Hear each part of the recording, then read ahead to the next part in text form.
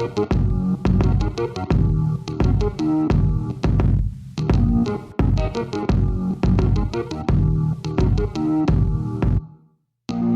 and welcome back to Warrior Radio.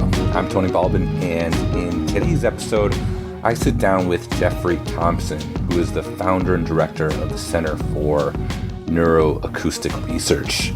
Now, Jeffrey is one of the world's premier thought leaders in the field of sound healing, and he's explored this field for the past 30 years. In the 80s, he was one of the first people to actually use sound vibrations to heal things like chiropractic spinal adjustments and things like normalizing organ functions and balancing energy systems in the body. So he used the vibrations of sound to heal all these things in the body, which was really, really fascinating, which we get into in this interview.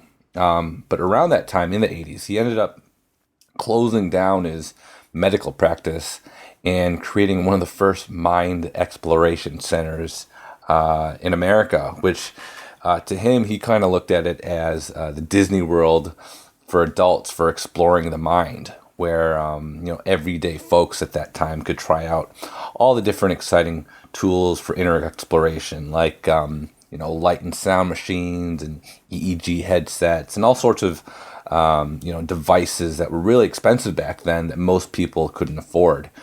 So he started that center, which was really, really interesting. And he later founded the Center for Neuroacoustic Research and really became one of the leaders in this budding field. And NASA actually ended up contacting him to analyze sounds that the Voyager actually picked up from planets like Jupiter and Saturn. And what he found when he analyzed these sounds was fascinating, which we get into in this interview. So, in today's episode, we explore these topics, the power of sound to heal, why sound has been emphasized throughout cultures, throughout history as a gateway to transcendence, and all sorts of different interesting findings that Jeffrey's discovered in this field. So, if you like this interview, be sure to subscribe to the podcast and give us a rating. It's be very much appreciated from us, and it really helps spread the word about these little-known topics that Warrior Radio explores. So, with all that said, I hope you enjoy this interview, and now I present you with Jeffrey Thompson. Enjoy. Well, thanks so much for sitting down with me. Did you have any questions? Yeah, I've been going over your website. I'm impressed. It's, this reminds me of a magazine that was around in the 80s that I loved a lot, and the Omni magazine. It was called Omni magazine? Yeah, OMNI. Check it out. Yeah, I'll have to check out some of the older issues. It was, there was Tools for Exploration, which was the magazine, which sold all of the new, latest, cutting-edge equipment for hacking consciousness. That was when light and sound machines and binaural beats were first coming out. And wow, that's awesome! And there's definitely a resurgence in all of these topics. I was part of all of that. My first 8 years of practice was in Virginia, northwestern Virginia. I had the largest holistic health center in the state, which is a whole story by itself how that happened. But yeah. I sold my practice and sold my house and moved to San Diego because the work I was doing with sound was outstripping everything else I was doing. And I thought, nobody's doing this stuff. Nobody's talking about what I'm stumbling on here, so I need to be doing this full time, Yeah. And I also thought, wow, I could actually do it if I had the courage. I could, I'm a successful doctor. I've got a big giant practice, and after I started thinking about it, I am a picture of success for everybody in my life except for me. Yeah. Wow. So I sold everything. I sold my house and I sold my practice, and I had a bundle of money and got in my car and drove across country with no agenda because I had no job, I had no friends. I took 3.5 weeks to go across country. got to San Diego, and wow. And then established the center. And the center I established was a brain spa called Brainwave Research. And because there was only about 8 of these in the whole country, there was 2 in L.A., 1 in Chicago, 1 in New York, 1 in Boston. I think there might have been 1 in Florida. I can't remember. Anyway, but because it was strange and interesting and new and rare, and the idea was Disneyland for the mind, a place where you could come and you could rent time on all these crazy devices you'd been reading about in Omni magazine and Newsweek and Tools for Exploration. Wow. Which is a catalog that sold all this stuff. You should look that up too. Wow, I'll definitely check that out. Tools for Exploration. Tools for Exploration. And other than it was sound started and by light a guy machines, named. It was everything. It was CDs. It was colored light glasses. It was chakra tuners. It was new portable EEG devices that could plug into your home computer for the first time. Wow. All of this kind of stuff, a whole magazine full of stuff you'd never heard of before. Yeah. And the guy who started it was a guy named Terry Patten. Terry Patten. Terripatten. He became a good friend of mine. He's like, I don't know what happened to him. Anyway, all cool stuff. Whatever happened to Terry Patten? But you're right. It's coming back. Now it's called hacking consciousness. Then it was, tools for inner exploration and maximizing meditation and. Yeah, with the consciousness, there is a movement of these consciousness hackers or mind hackers and sites like Reddit, meetup groups like consciousness hackers. I mean, these things are just spreading out. And then the things like the EEG machines are being lower cost and getting in the hands of just regular everyday folks. And there's a lot of just self-experimenters out there. And this is exactly what this site is kind of a hub for. I had the first one. Back in 1988, I was approached by this company from Holland. They had a brand new device called the Brain Tracer. And it was, what was that? It was like, Windows, before Windows 93, I don't even know what it was, but it was, wow. It was for that. And they contacted me because I had this brain spa, and I was getting all this press, newspaper and television and interviews on TV and camera crews coming and, hundreds and hundreds of people coming through who were inventors in their garage. And I mean, it was the craziest experience of my life. Really, it was amazing. Wow. And so I get this call from this company, and they've got the very first EEG machine that plugs into a home computer. Because up to that point, it was $20,000 for a Lexicor brain mapping system, for neurofeedback. You had to be a professional and take a sizable loan out from the bank to get an EEG machine. Yeah. And this was an inexpensive one. And so I bought that and brought it and started hooking all my patients up. Yeah. Every patient for 2 years, hooking them up to EEG to see, okay, does this brain entrainment thing actually work? And does the binaural beats through headphones actually cause synchronicity of the hemispheres? That kind of thing. Right. And, just to start things off, though, and this is kind of a broad question, so if you need me to narrow this down, I can, but when did you first realize, how powerful sound is in healing?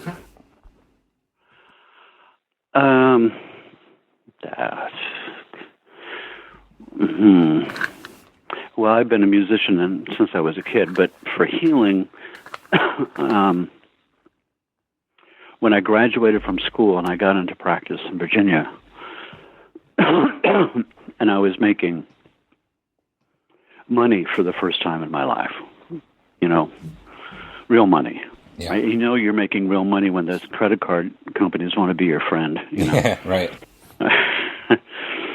And I realized at one point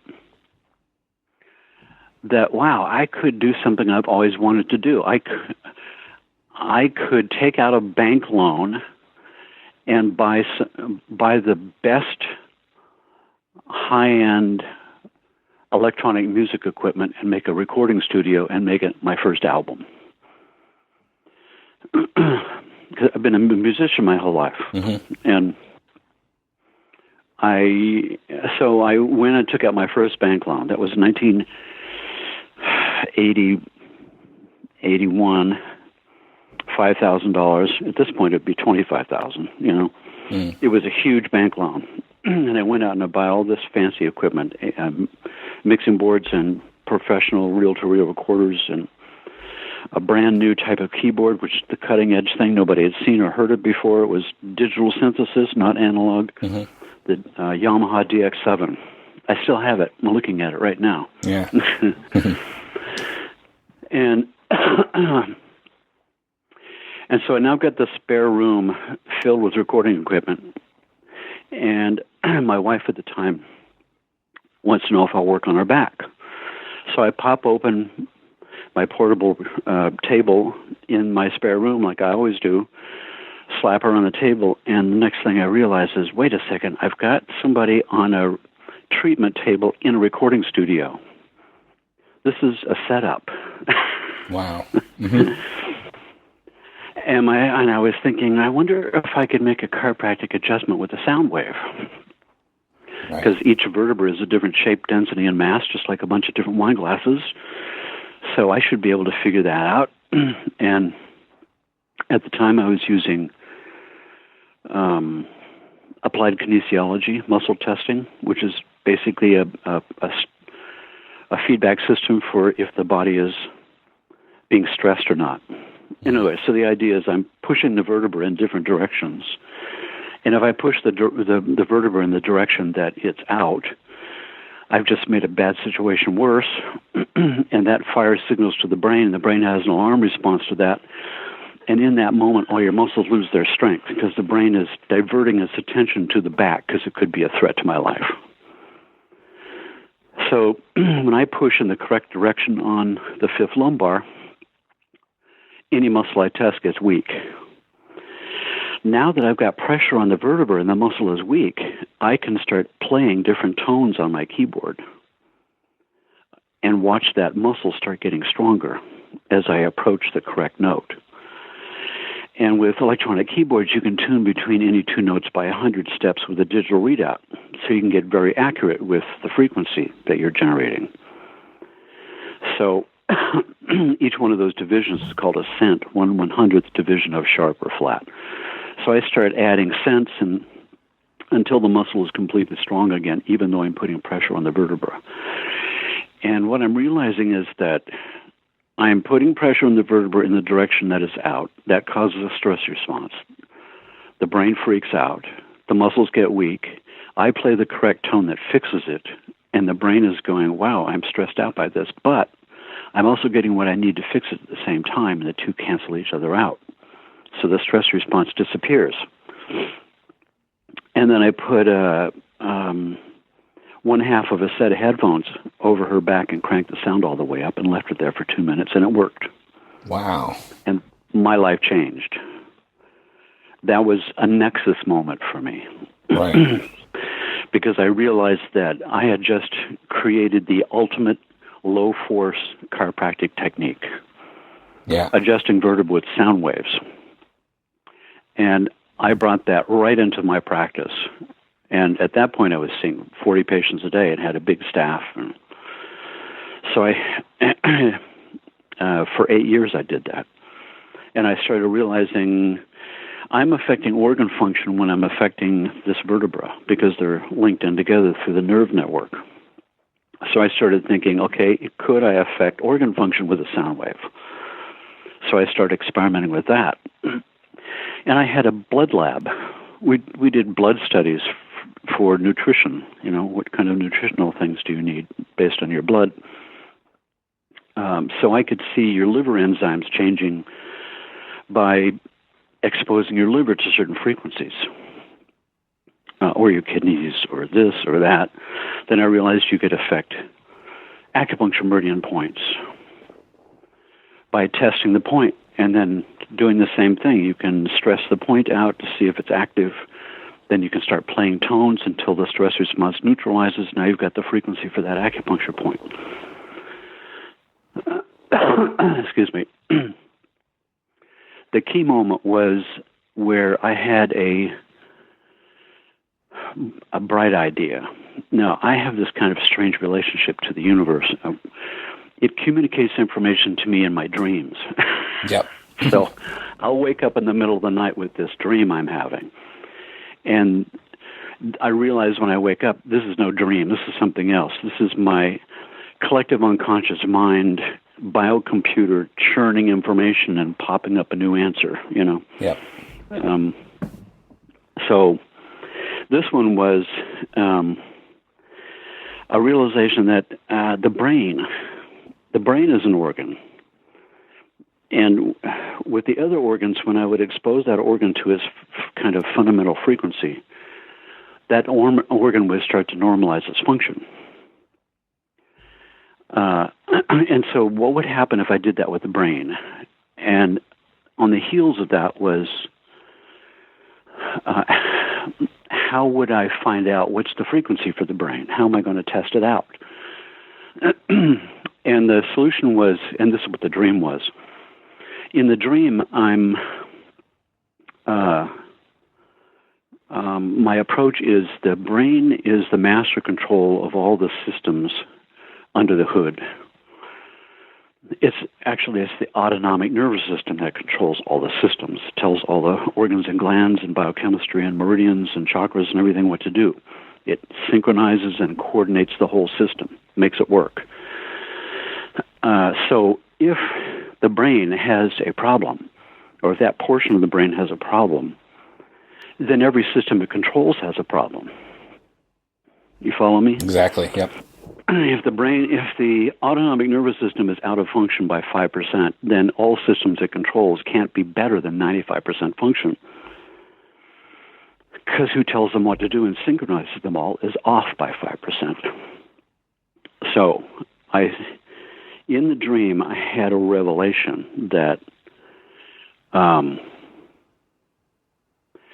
the symptoms that you might experience from different organs or glands or systems in your body, it's not their fault because they're only doing what central command tells them to do. Nobody works autonomously. Everybody works as a team, and who directs and orchestrates that team is the ANS, on an autonomic nervous system, through the two branches, the vagus nerve and the sympathetic chain, sympathetic, parasympathetic nervous systems. So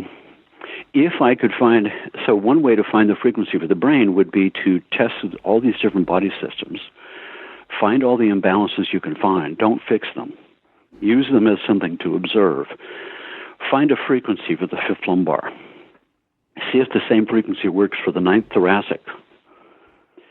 If it doesn't, then you've found two separate frequencies, one for each of those two vertebrae, like a wine glass. Right. But if the frequency does work, or almost works, that means you found a frequency for something that's common to both of them, which is the brain. Mm. So I would find A sharp plus 23 for L5, and I'd try that one for T9. It wouldn't quite work. The muscle would get 90%, 95% strong, but not 100%. So I'd microtune a little bit until it came online, and then recheck to see if that same frequency still works for L5. Then add C3, then add a different organ, a different system, like an organ system or a meridian. Triangulate back and forth between these different systems to guide me into the microtuning that caused everything to strengthen out with a single frequency. So I was deducting that frequency must be whatever is common to them all, which is the autonomic nervous system is common to them all. It's telling them all what to do. And that was my approach at that time. And that's what woke me up in the middle of the night. And then I started doing that in the clinic, and it worked. So that's when I started thinking about packing up and selling it all and moving to California. Because Virginia was too conservative for these kind of crazy ideas. And later, years later, so I developed that system with really spectacular results with patients, and then started training people to do it. And then in the, I think it was around 1995 or so, this guy walks into my office. Now, at this time, I was on the faculty of a graduate school, and my work was recognized by the state of California for PhD credits. So I taught 2 40-hour courses. That was a place called the California Institute for Human Science. So this guy walks into my office there, and he says, I've read about you, and I've got this machine I'm not using anymore. I'd like you to have it. It was a heart rate variability device that I'd never heard of before.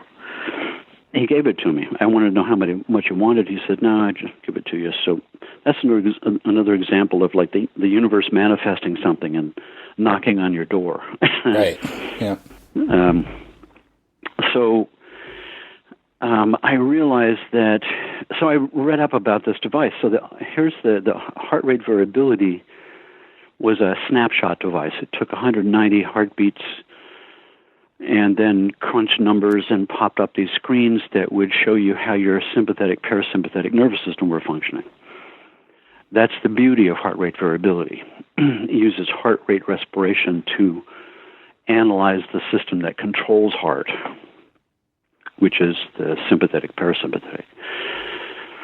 I realized that now I could do my sound technique with patients, measure them before and after, and have an objective medical monitoring system that could objectively chart their progress, objectively chart that what I was doing was working, aside from people's symptoms going away, which is called anecdotal evidence.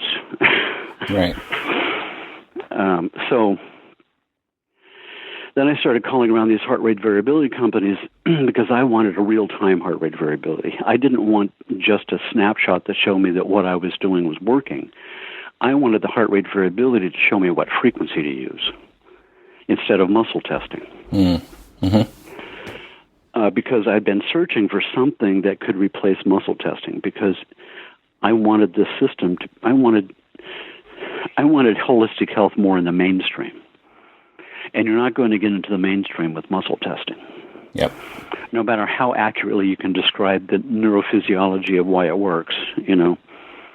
So I located one company that was willing to develop a real-time system for me. They said that they had explored that, but they had rejected it because they couldn't find a market for it. And the reason is because heart rate variability is used medically as an accurate predictor of heart attack. And so it's such a good indicator that nobody looks any further. So they developed this real-time heart rate variability for me. I beta tested it for 6 years, developed my own screens and readouts, and because of that, that means that I can take a person and lay them down on their back and hook them up. Now, first of all, when you're standing up, gravity is pulling the blood out of your brain to your feet. And baroreceptors in your carotid arteries sense the pressure change and signal an alarm response.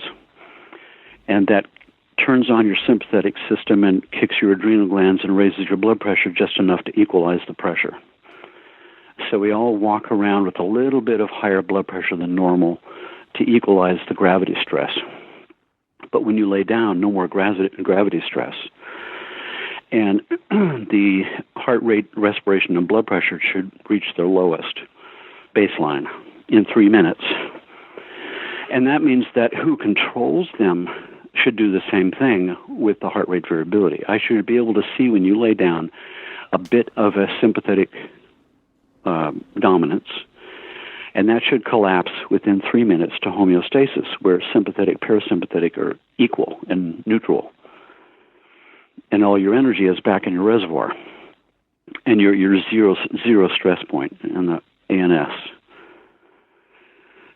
And I started hooking people up this way, and nobody had a normal nervous system. Everybody, after 5 minutes or 10 minutes, still had this sympathetic fight or flight response going in kind of a locked-in, vicious cycle reaction. Now, first of all, I kind of discounted that because all these people that I'm measuring are coming to a doctor because they've got a problem. Right. But the statistical possibilities of every single person coming in this way is pretty slim because not everybody's got the same problem. And after a while, I started thinking, you know what? I think everybody does have the same problem. Because stress is the ultimate cause of disease, right? Mm-hmm. Dis-ease. And zero stress is the lack of dis. Yeah. So the more I started to explore that, the more I started to realize that everything boils down to how my system can neutralize the stresses coming at me using my stress handling system, which is the ANS, which also happens to control all my systems and organs and glands. And it's supposed to be synchronizing all these systems together, and it's supposed to be neutralizing stresses that come at me. And that same physical system handles the stresses from my physical body, my emotional body, my mental body, my spiritual body. All of those stresses are handled by the same physical system. And if that physical system is running a chronic fight or flight response, then my energy is spoken for. In other words, the body has kind of two rules: survive at all costs and do no self-harm. Subsets of rule number 2 is you could do self-harm if it saves your life. In other words, you can chew your foot off if it's caught in a trap in order to save your life. So exception to rule number 2 is if it doesn't break rule number 1. The other thing is that a subset of rule number 2 is be as ecological as possible. Save as much life energy as you possibly can. Get the most work with the least amount of energy expended, because if you're not doing that, you're essentially bleeding out. Right. If you're losing life energy, you're committing suicide. So that's part of the body being an ecological system like everything else in the universe, getting the most work with the least amount of energy. But who trumps everything else is survival. So if I'm running a fight or flight response, all my energy is spoken for. And any healing that has to be done in any arena someplace in the body is on hold until my survival needs are met and the sympathetic and the parasympathetic equalize in homeostasis again. Then that energy is available for other duties. So we already know that if I'm running a fight or flight response, energy is pulled from my gut, my elimination system, my immune system, my higher brain centers, put in my muscles to fight for my life. Adrenaline suppresses pancreatic function, so it liberates extra glucose to fight for my life. It means I can't think, I can't digest, I can't eliminate. I'm vulnerable to pathogens. I've got high blood pressure and high blood sugar. And that began to dawn on me after a while with blood pressure patients, diabetes patients. They're all responding. And these people are going, wow, you cured my diabetes. And I'm going, wait a second, you didn't have diabetes. You had hyperadrenals that were suppressing pancreatic function as a normal process of the fight or flight response that you're stuck in. So please don't tell people I, cured your diabetes. What I did was fix another condition that looks like diabetes, but it's not. So the having this new system now put me in a position where I could precisely test for a sound frequency that pushed in the clutch in homeostasis. And then any octave of that frequency that I use causes homeostasis based on acoustic physics and the coupled oscillator mechanism, if you know what that is. There's 2 articles you should read. One, the article that started the entire business of brainwave entrainment and binaural beats. You know what that was? That was I think it was Scientific Gerald American. Oster, Scientific American, 1973, December, Auditory Beats in the Brain by Gerald Oster. Mm-hmm. The other one is another Scientific American article. That was October 1973, Scientific American, Coupled Oscillators and Biological Synchronization. That article is the definitive article on why sympathetic resonance works. It's the science of sympathetic resonance. It's called coupled oscillators. Things that are tuned within octaves or harmonics of each other tend to want to oscillate together. The whole universe dances to the same drum beat, but nobody's beating the drum except everybody. So it's this consensus, universal-wide law of coupled oscillators where things want to synchronize together in order to save energy, because it's an ecological universe. So that's why my brain waves are constantly looking for an external pulse in the world to time themselves to, because it saves energy to do so. And that's why the frequency following response works, why my brain waves time themselves to an external pulse. Yep. Sound pulse, light pulse, electromagnetic field pulse, doesn't matter. But yeah.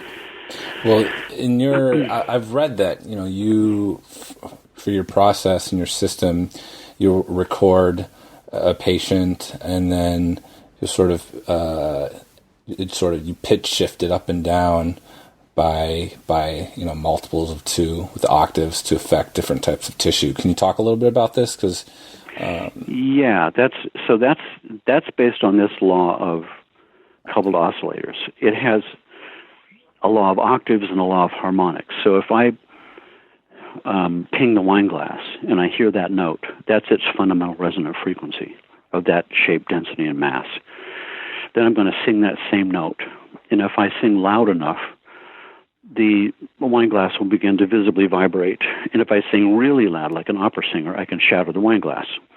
The glass cannot contain its own energy field anymore if the field amplifies up beyond a certain point. But up just before that point, the glass atomic structure is resonating at the maximum resonance that it can contain. And if you give it a little bit more, it explodes. So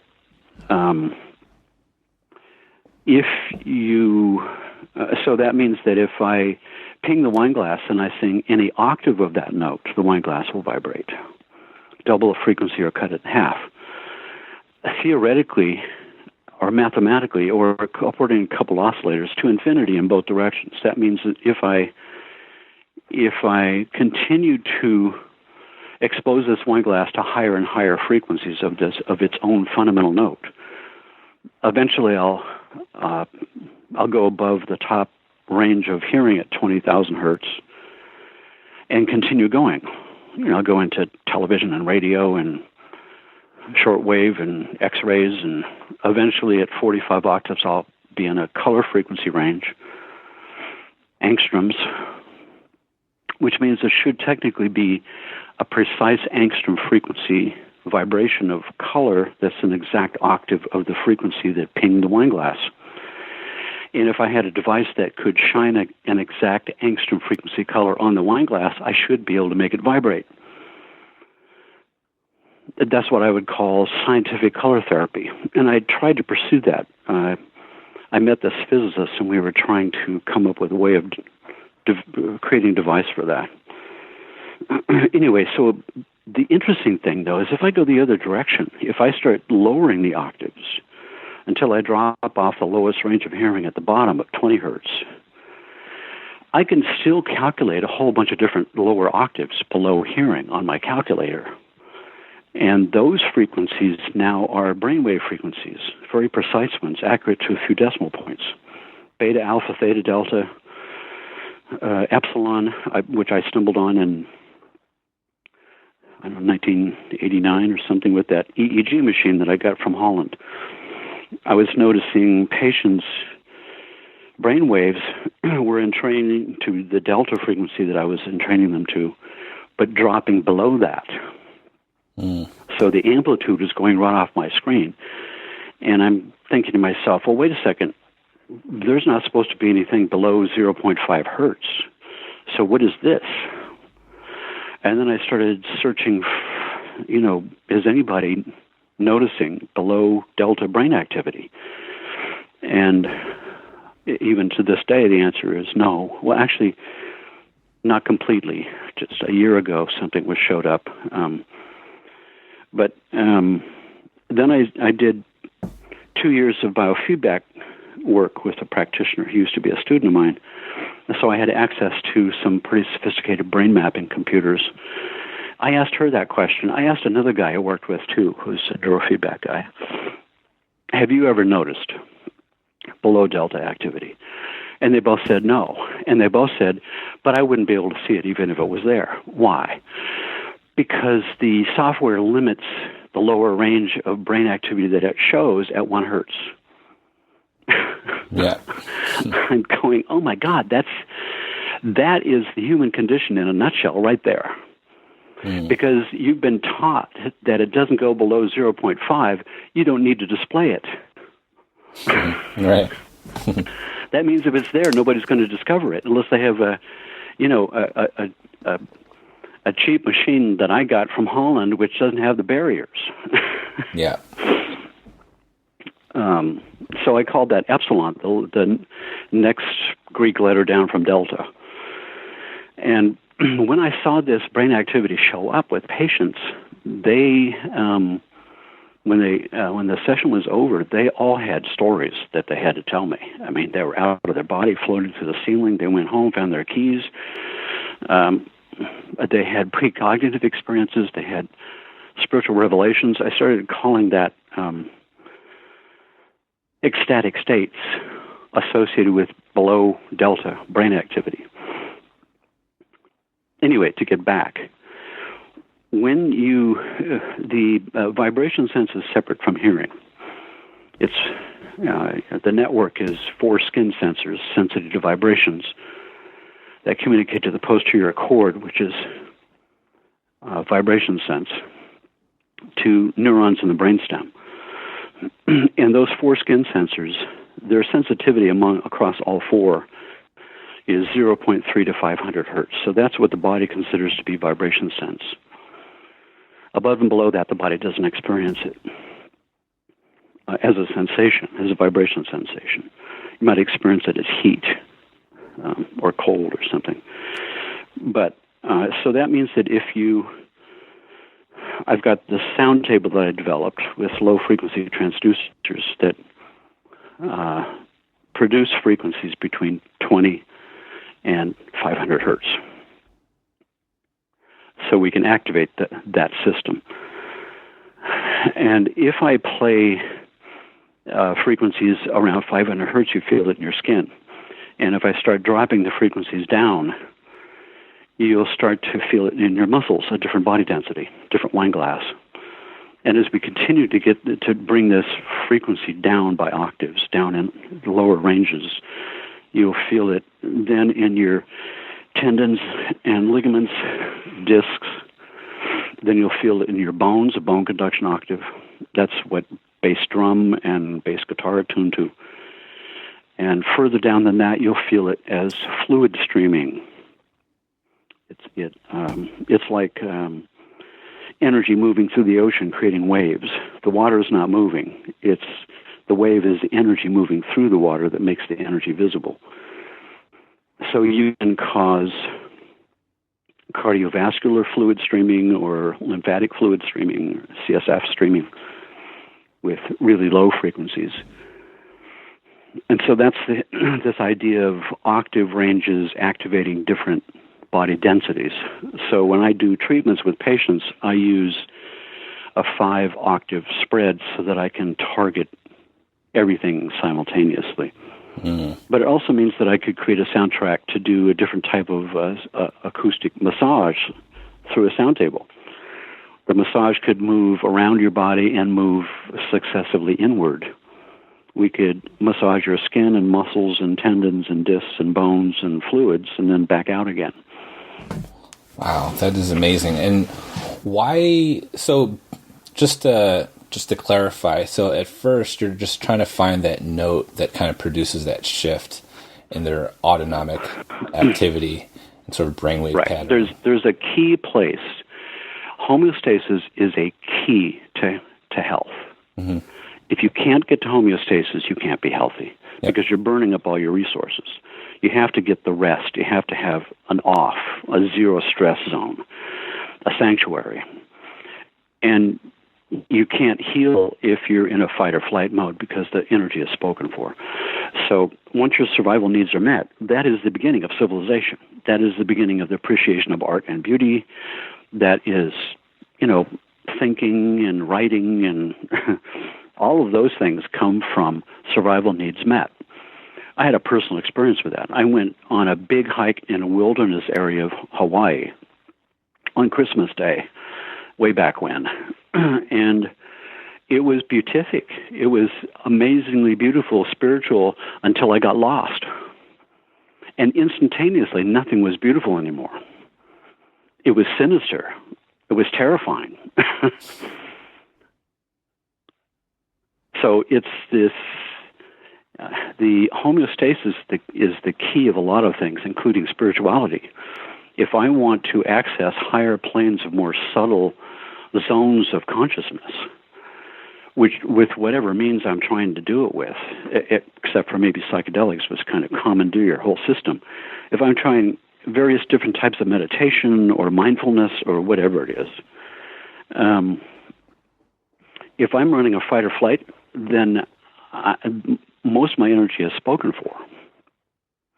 I have to resolve that issue first. I have to figure out, I have to untangle the imbalances in various systems from each other so that my energy is clean. Mm. I don't want to go into a subtle realm with a whole bunch of physical baggage, yep. low energy frequencies from disturbances. Yep. So that's really the core of where my real interest in this work is all about. Because the sound that's been used in various cultures throughout the world, it's never been about healing. It's always been about waking up. Mm-hmm. Sound has been used to wake up. It's been used for spiritual purposes, and healing is the door prize. Mm. And so, we take... Go ahead. We just have better tools. We've got, things like heart rate variability monitors and fMRI machines and squid devices that can view the body in unprecedented detail. So what does it look like when you're in a certain high state of meditation? What does your brain map looks like? What does your autonomic nervous system look like? If we can find out what your brain looks like when you're in an enlightenment state, then we can use binaural beats and brain entrainment to entrain your brain to any place we want it to go. So why not entrain it to desirable states that show up with other research? And so that's been the basis of using these techniques eventually to wake people up. First heal them of what's going on, untangle the systems, and now you've got somebody who's not broken anymore who's asking, now what? And that's the question. Mm. To me, that's the question we've all been asking since the beginning. And sound has been proven over and over again, the test of time, to be one of the premier ways of unlocking that, of putting your consciousness into a zone where you can access this kind of experience and information. Yeah. Now we are able to hone that and tune it in a way that's never been possible before. Yeah, and one of the ways you sort of lock into this sort of collective unconscious is primordial sounds. And I've heard from other interviews you sort of weave these primordial sounds into your recordings. For those who don't know, what are primordial sounds and why do you use them? Yeah, I think the original primordial sound would be womb sounds. A definition of a primordial sound is a sound that anybody who hears it has the same experience, no matter what language you speak, what sex you are, what culture you're brought up in. So the only thing that all of us, all humanity, no matter where we are on Earth, we all have a similar experience. That's in the womb. That's pre-religion and pre-language. It's a basic subset. And at 16 to 24 weeks, when the nervous system first comes online, where the senses come online, you're in the dark, so your eyes aren't working. They're not collecting information. Nose and mouth are filled with fluid. The only thing that's activated is sound and vibration. And sound travels through water 5 times better than air, so it's amplified. So we're in a float tank of body temperature amniotic fluid for 9 months, and the only thing we're experiencing is sound and vibration. So I think that's why sound is the most powerful tool by far, because it's the very first thing all of us experience for 9 months. Wow. And so, of course, every religion reflects that. It's in the beginning was the word. What is a word? It's a vibrating vocal cords. Right. My joke is, in the beginning was the word, but language hadn't been invented yet. Yeah. So it's this kind of sound, but so this idea that so at one point I wanted to reconstruct that. I wanted to say, what did it sound like to me when I was a fetus? Not to me as an adult with a fancy stethoscope listening from the outside. And it needed to be done in 3D, so it all held together better. The gloopy bloopy sounds of large and small intestine, the arterial sounds right in your gut through the umbilical cord, mother's respiratory sounds from the diaphragm, mother's vocal sounds resonating through her body tissues. That can all be reconstructed in a recording studio and done in 3D. And then I realized there's sound waves have size. C sharp in the third octave on a piano has a sound wave that's 1 foot long. C sharp an octave lower has a 2 foot long sound wave. So the lower you go, the longer, the bigger the sound wave. It passes right through walls. That's why it's difficult or impossible to soundproof for extremely low frequencies. Mm-hmm. The waveform is so large it goes right through the wall. A vacuum is the only way you can do that. But that means if we can scientifically put together a womb soundtrack and make it as accurate as possible, you have to realize that the fetus's ear is this small little thing. It's not even as big as your fingernail, and the eardrum is microscopic. Mm. And the size of the eardrum, related to the size of the sound wave, is how we perceive octaves. Mm. In other words, if I was to make the fetus grow up to an adult size magically, instantaneously, and the whole environment that the fetus is experiencing grow up to the same size ratio, then the mother's heart would be the size of an 8x10 room. And that wouldn't be the normal lub-dub sound that you hear through a stethoscope. It would be a big, giant, low-frequency, slowed-down lub-dub. Mm. You understand what I'm saying here? Yep. That means that the amniotic fluid sounds would appear to be slowed down to the fetus. Heartbeat sounds would appear to be slowed down. Respiratory sounds would appear to be slowed down. So there's a formula for that. How many octaves do you have to slow the sounds down so it sounds like it would have sounded to the fetus? And when you do that kind of activity, respiratory sounds from the diaphragm sound like ocean waves. Wow. Yeah.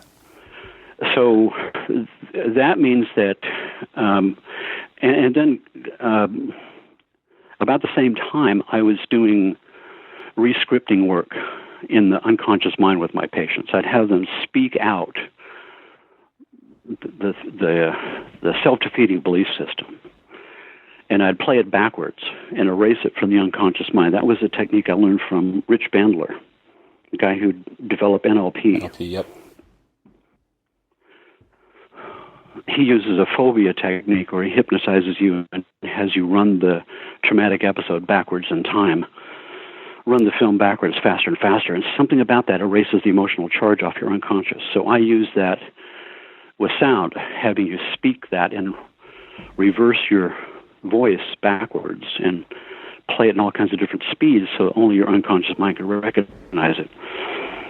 But when I did that, I realized that speech patterns speeded up by a few octaves. Sound like birds chirping. Sounds remarkably like birds chirping. And speeded up more octaves sounds like crickets, and more octaves sounds like dolphins. And so then I'm thinking, what happens if I take cricket sounds and slow them down? They sound like birds, and birds slowed down sound like dolphins, and dolphins slowed down sound like people singing.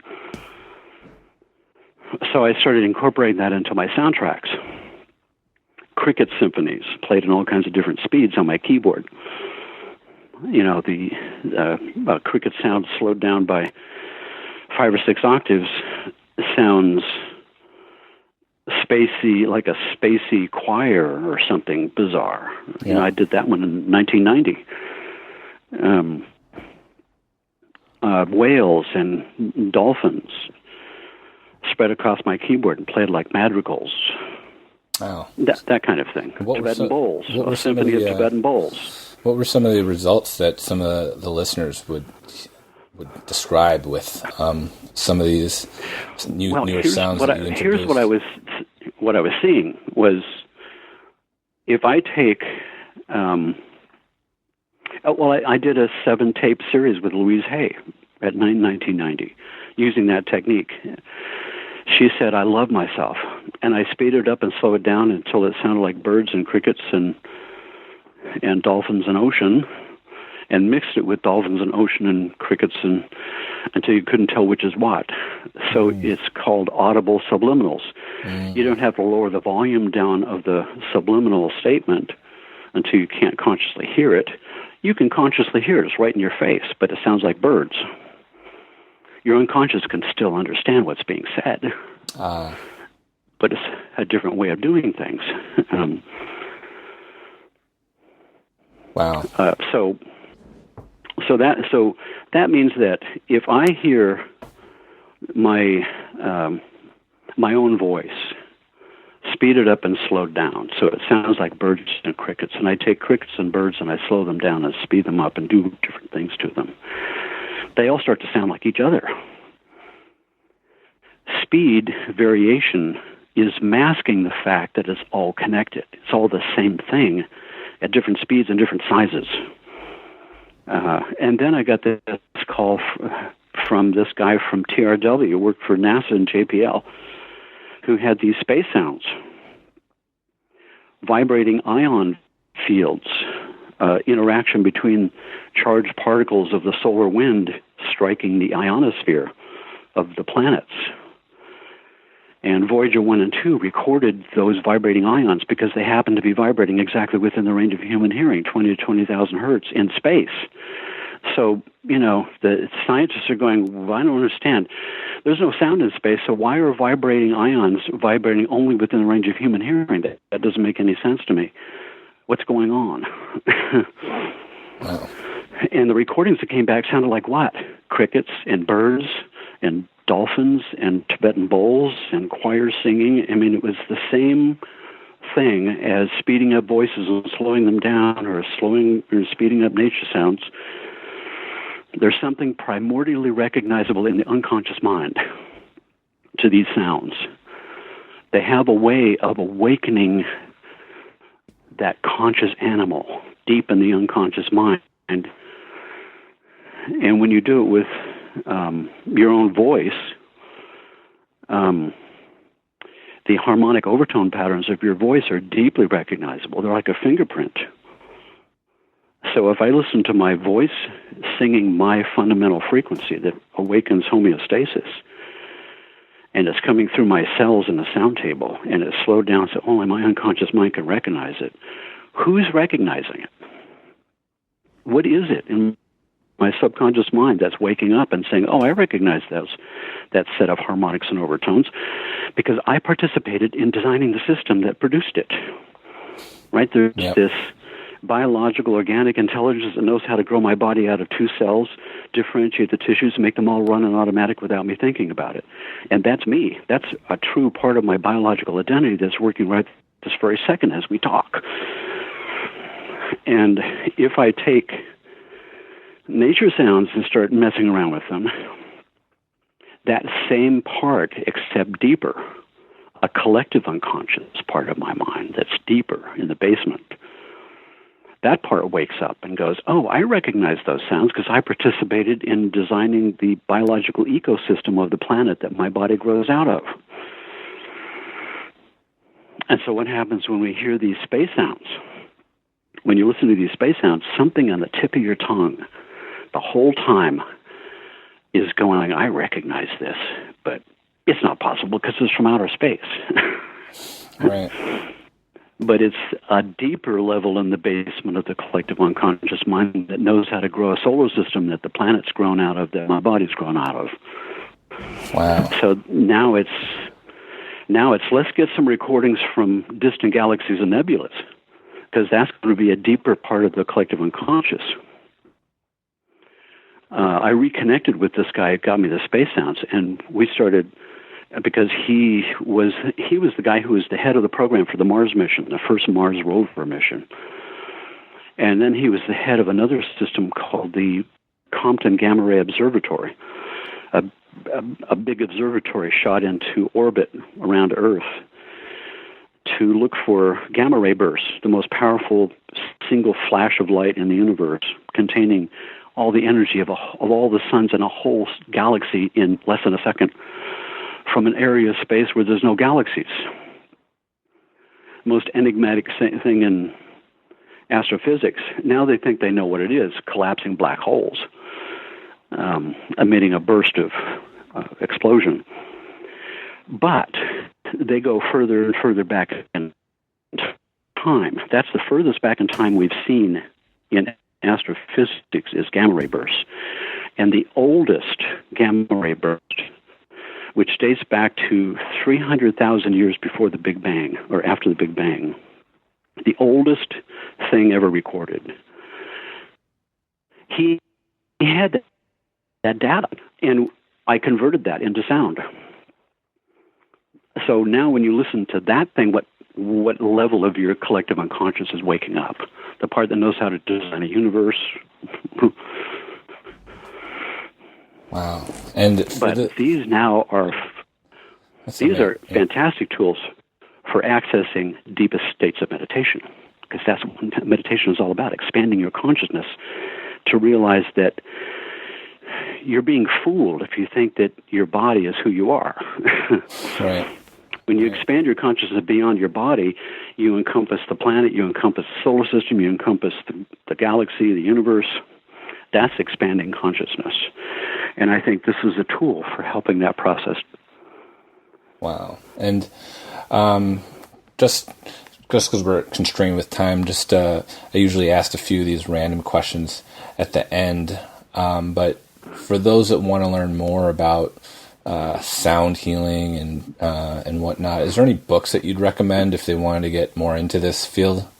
If for someone who just is a beginner with a lot of these topics?